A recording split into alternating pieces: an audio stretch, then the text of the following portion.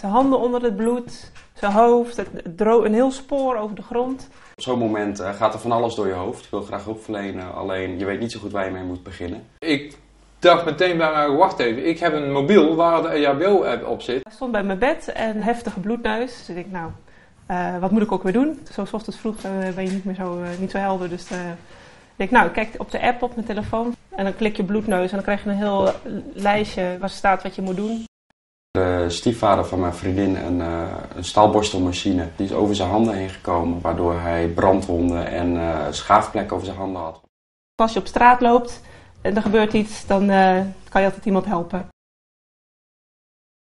Hele eenvoudige stappen, er staat weinig tekst in, maar gewoon hele recht toe recht aan.